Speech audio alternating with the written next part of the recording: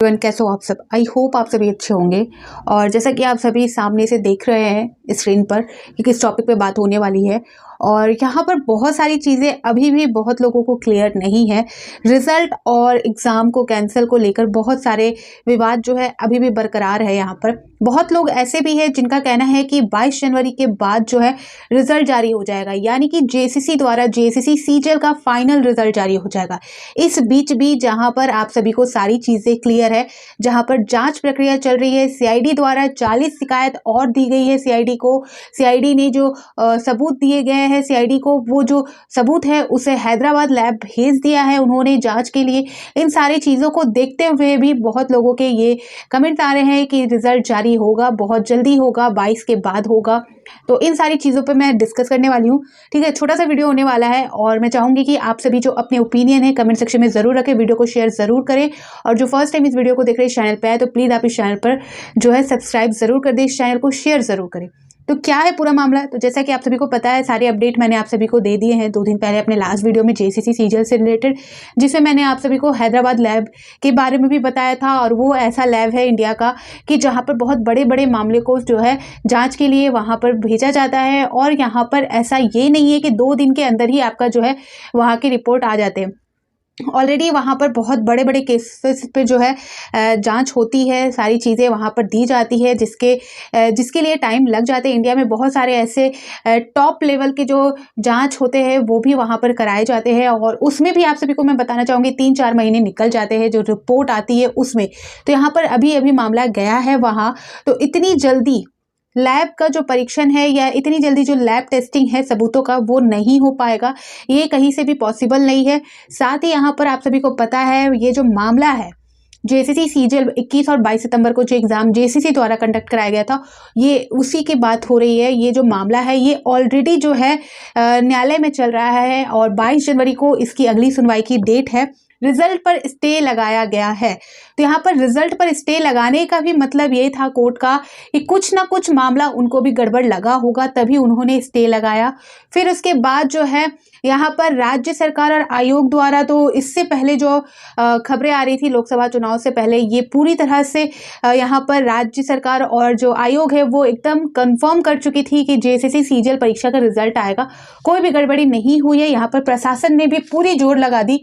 But यहाँ पर जो है नया मोड़ तब आया जब जेसीसी सीजीएल को लेकर जो सुनवाई हुई, जहां पर कोर्ट ने स्टे लगाया उस टाइम, और उसके बाद जो कैबिनेट बैठक हुई उसमें राज्य सरकार द्वारा यानी कि हेमंत सरकार द्वारा कहा गया कि इसकी जो जांच है वो सीआईडी द्वारा कराई जाएगी।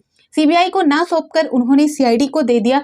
सीबीआई को अगर ये केस सौंपा जाता तो उनकी जो फजीहत है वो और होती, झारखंड का जो नाम है वो इस एग्ज़ाम को लेकर और ज़्यादा उछलता, क्योंकि ये दोबारा ऐसा देखने को मिला था कि जहां पर जेसीसी सीजीएल फिर से वो एग्ज़ाम जो ऑलरेडी साल में स्टार्टिंग में 2024 के स्टार्टिंग में लिया गया था और उसमें भी पेपर लीक हुआ था, उस टाइम भी बहुत बवाल हुए थे।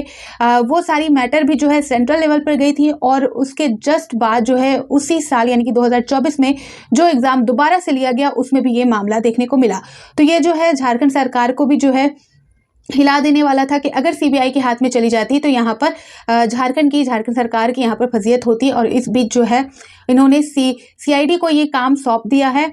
और यहाँ पर सीआईडी को काम सौंपने के बाद एक चीज़ और स्पष्ट हो गई, जिस तरह से उनको 40 शिकायतें मिली हैं।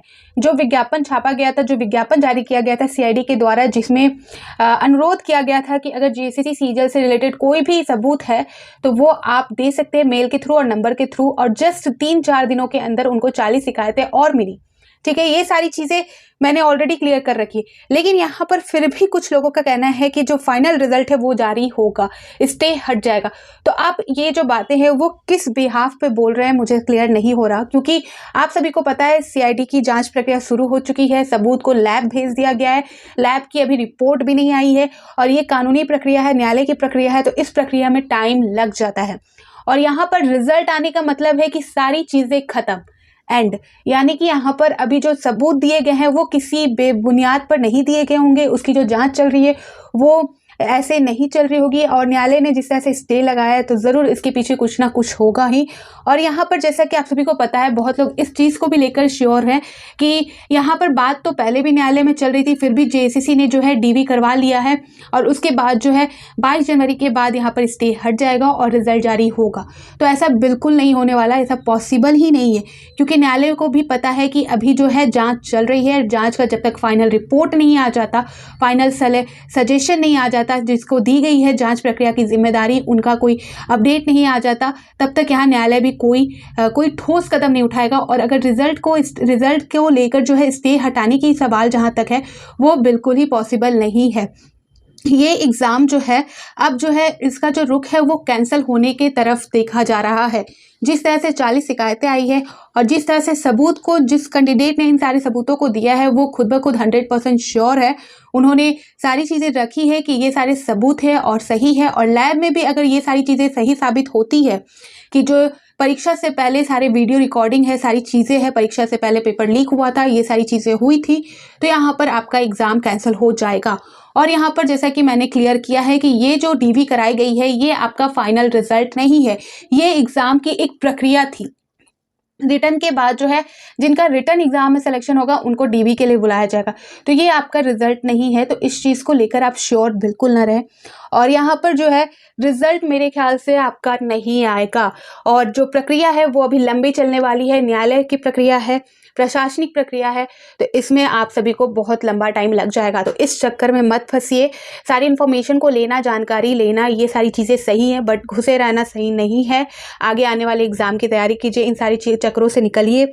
आगे जेएसएससी द्वारा जो भी एग्ज़ाम कंडक्ट कराए जाएंगे उसकी तैयारी कीजिए, या अदर स्टेट, अदर राज्य के भी एग्ज़ाम जो है लिए जा रहे हैं, बैंकिंग के एग्ज़ाम लिए जा रहे हैं, यहाँ तक कि टीचिंग के एग्ज़ाम लिए जा रहे हैं, सारी चीज़ें हो रही है, कुछ भी रुका नहीं है। आप भी मत रुकिए, इन सारे चक्रों से आप निकलिए।